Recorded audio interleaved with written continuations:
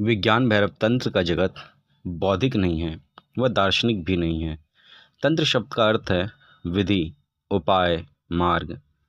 इसलिए यह एक वैज्ञानिक ग्रंथ है। विज्ञान क्यों की नहीं, कैसे की फिक्र करता है। दर्शन और विज्ञान में यही बुनियादी भेद है। दर्शन पूछता है यह अस्तित्व क्यों है, विज्ञान पूछता है यह अस्तित्व कैसे है। जब तुम कैसे का प्रश्न पूछते हो तब उपाय, विधि महत्वपूर्ण हो जाती है। तब सिद्धांत व्यर्थ हो जाते हैं, अनुभव केंद्र बन जाता है। विज्ञान का मतलब है चेतना और भैरव का विशेष शब्द है तांत्रिक शब्द, जो पारगामी के लिए कहा जाता है। इसलिए शिव को भैरव कहते हैं और देवी को भैरवी, वे जो सत्य देवत्व के पार चले जाते हैं। पार्वती कहती है आपका सत्य रूप क्या है, यह आपका आश्चर्य भरा जगत क्या है, इसका बीज क्या है, विश्व चक्र की धुरी क्या है।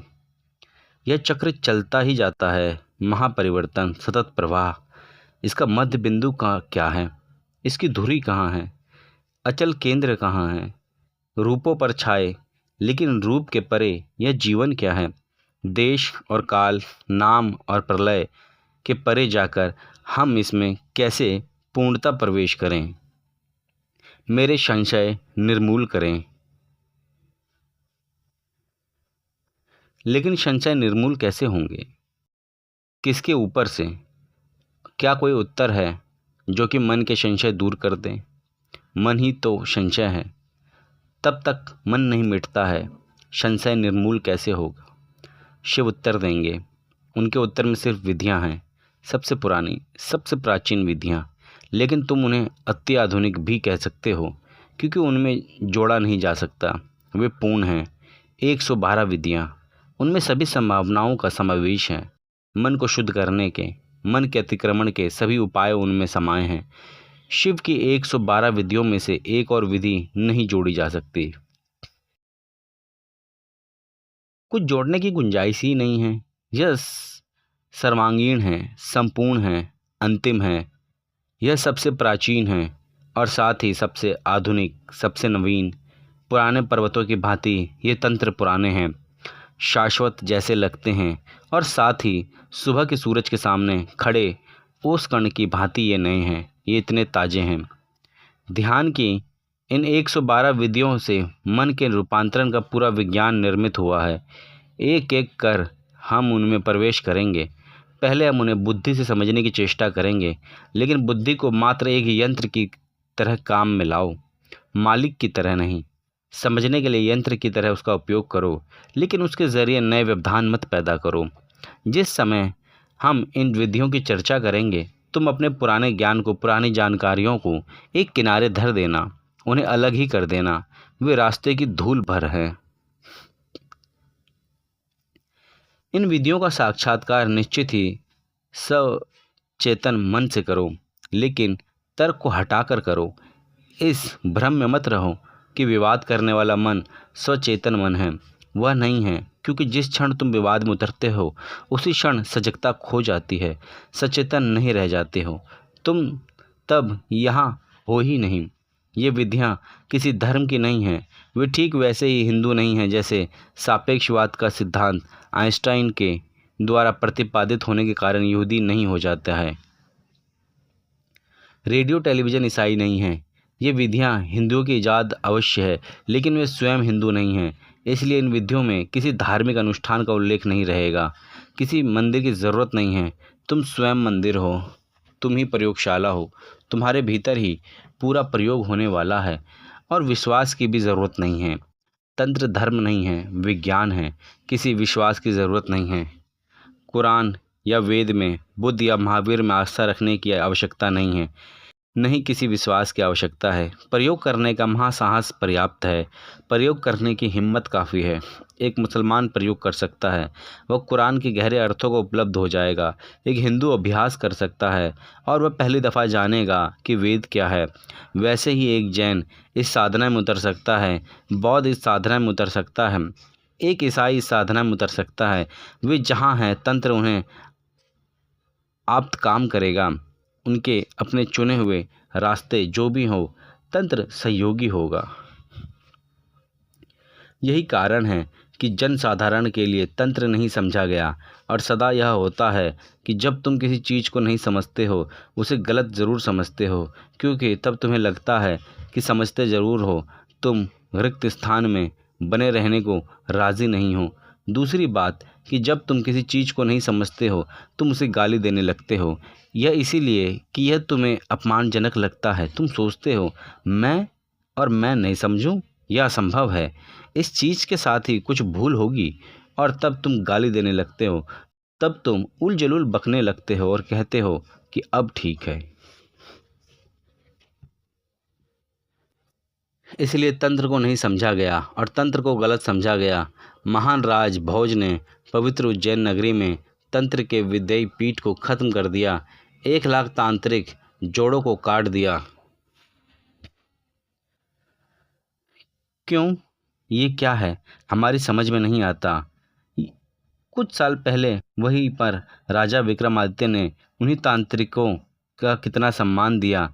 यह इतना गहरा और ऊंचा था कि यह होना स्वाभाविक था।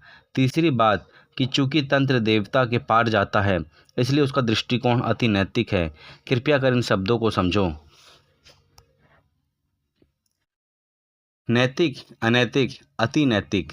नैतिक क्या है हम समझते हैं, अनैतिक क्या है हम समझते हैं, लेकिन जब कोई चीज़ अति नैतिक हो जाती है, दोनों के पार चली जाती है, तब उसे समझना कठिन है। तंत्र अति नैतिक है। तंत्र कहता है कोई नैतिकता ज़रूरी नहीं है, कोई खास नैतिकता ज़रूरी नहीं है। सच तो यह है कि तुम अनैतिक हो क्योंकि तुम्हारा चित्त अशांत है। इसलिए तंत्र शर्त नहीं लगता कि पहले तुम नैतिक बनो, तब तंत्र की साधना कर सकते हो। तंत्र के लिए यह बात ही बेतुकी है। कोई बीमार है, कोई बुखार में है, डॉक्टर आकर कहता है पहले अपना बुखार कम करो, पहले पूरा स्वास्थ्य हो लो, तब मैं दवा दूंगा। यही तो हो रहा है। चारों ओर साधु के पास जाता है, चोर साधु के पास जाता और कहता है मैं चोर हूँ, मुझे ध्यान करना सिखाएं। साधु कहता है पहले चोरी छोड़ो, चोर रहते ध्यान कैसे कर सकते हो। एक शराबी आकर कहता है मैं शराब पीता हूँ, मुझे ध्यान बताएं। और साधु कहता है पहले शर्त है कि शराब छोड़ो, तब ध्यान कर सकोगे। तंत्र तुम्हारी तथा कथित नैतिकता की, तुम्हारे सामाजिक रस्म रिवाज आदि की चिंता नहीं करता है। इसका यह अर्थ नहीं है कि तंत्र तुम्हें अनैतिक होने को कहता है, नहीं।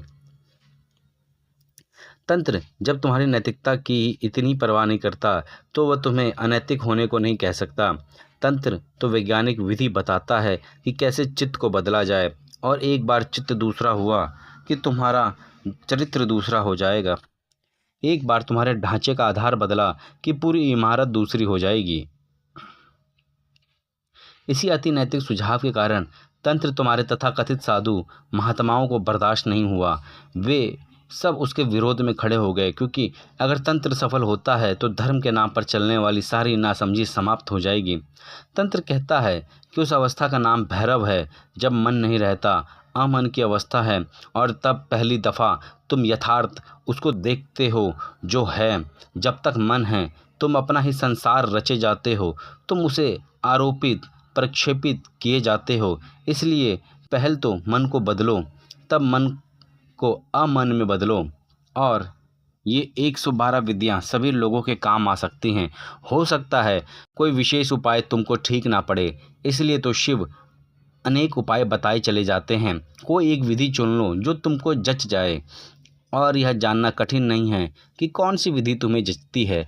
हम यहाँ प्रत्येक विधि को समझने की कोशिश करेंगे। तुम अपने लिए वह विधि चुन लो कि तुम्हें और तुम्हारे मन को रूपांतरित कर दे।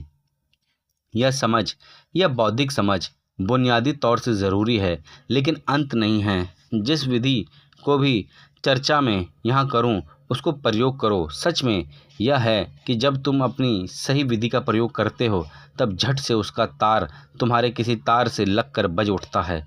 एक विधि लो, उसके साथ 3 दिन खेलो।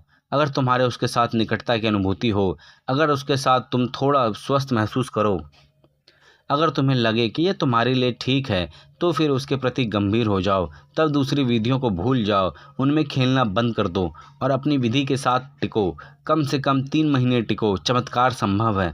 बस इतना होना चाहिए कि वह विधि सचमुच तुम्हारे लिए हो। यदि तुम्हारे लिए नहीं है तो कुछ नहीं होगा, तब उसके साथ जन्मों जन्मों तक प्रयोग करके भी कुछ नहीं होगा।